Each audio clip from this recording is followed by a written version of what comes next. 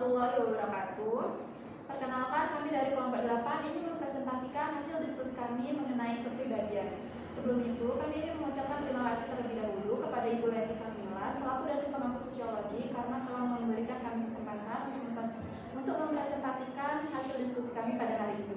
Sebelum memulai materi, kami ingin memperkenalkan diri terlebih dahulu. Mulai dari saya, Fitra Madani. Saya Dasin Fatia Ediati. Saya Nabila Alicia Putri. Saya Siti Zahra Amelia. Langsung saja materi pertama yang akan dijelaskan oleh saya sendiri. Yang pertama itu ada latar belakang. Jadi proses pembentukan kepribadian seseorang itu akan berbeda satu sama lainnya tergantung pada sosialisasi yang diambil oleh masyarakatnya. Manusia merupakan makhluk tidak berdaya yang dimana kalau manusia itu tidak hanya mengandalkan nalurinya. Di dalam kehidupan masyarakat ada nilai dan norma sosial sebagai pedoman berperilaku masyarakat agar kehidupan sosial menjadi tertib. Selanjutnya ada rumusan masalah. Jadi rumusan masalah yang kami ambil pada makalah ini, yang pertama itu ada apa itu definisi dan konsep kepribadian dalam sosiologi. Kemudian yang kedua itu ada bagaimana sebuah kepribadian dalam diri seseorang itu dapat terbentuk. Dan yang terakhir itu bagaimana pengaruh budaya dan nilai sosial terhadap perkembangan kepribadian individu. Adapun tujuan dan manfaat dari makalah ini itu yang pertama diharapkan agar dapat mengetahui apa itu definisi dan konsep kepribadian dalam sosiologi. Kemudian yang kedua itu diharapkan dapat mengetahui bagaimana kepribadian dalam diri seseorang itu dapat terbentuk. Dan yang terakhir diharapkan dapat mengetahui bagaimana pengaruh nilai budaya dan nilai sosial pada perkembangan kepribadian individu. Baiklah, materi selanjutnya akan dijelaskan oleh Jasmine Fatia.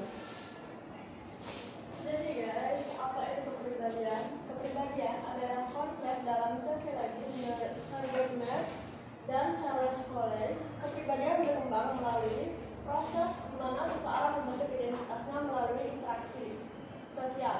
Dia memperkenalkan konsep self yang terdiri dari I atau diri sendiri dan me, diri sosial yang berinteraksi dalam membentukkan kepribadian atau net 1930.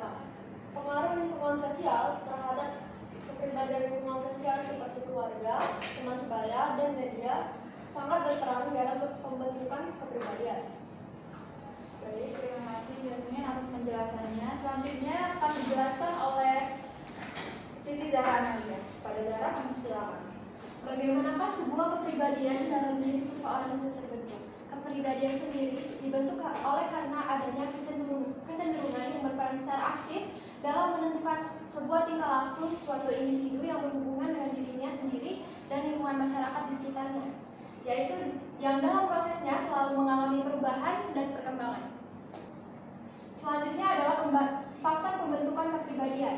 Yang pertama, faktor pembentukan suatu kepribadian oleh seseorang individu adalah faktor internal, di mana faktor internal itu adalah yang mencakup insting biologis, kebutuhan psikologis, dan juga kebutuhan pemikiran.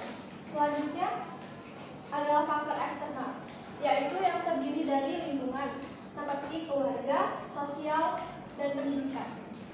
Baiklah, terima kasih Zahra atas penjelasannya. Selanjutnya akan dijelaskan oleh Nabila Alicia. Pada kami silakan. Selanjutnya kita akan membahas pengaruh budaya dan nilai-nilai sosial terhadap perkembangan kepribadian.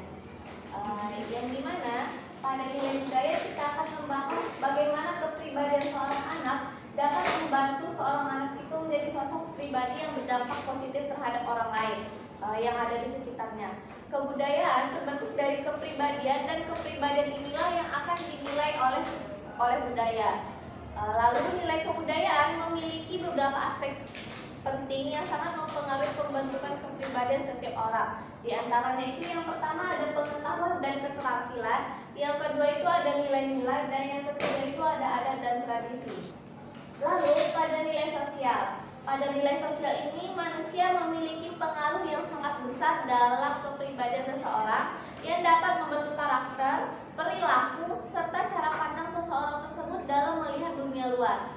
Dampak dari menerapkan nilai sosial oleh seseorang itu yang pertama adalah dapat membentuk identitas, yang kedua nilai sosial dapat membentuk perkembangan moral seseorang, dan yang ketiga adanya motivasi dan tujuan hidup, yang keempat ada sikap baik yang ditimbulkan oleh nilai sosial dan dapat menimbulkan peran yang baik dalam masyarakat. Yang kelima itu ada perkembangan psikologis yang baik apabila nilai sosial dapat diterapkan dalam nilai positif. Yang keenam ada seseorang yang tumbuh dalam nilai sosial yang tinggi dapat menerapkan nilai toleransi dalam kehidupan.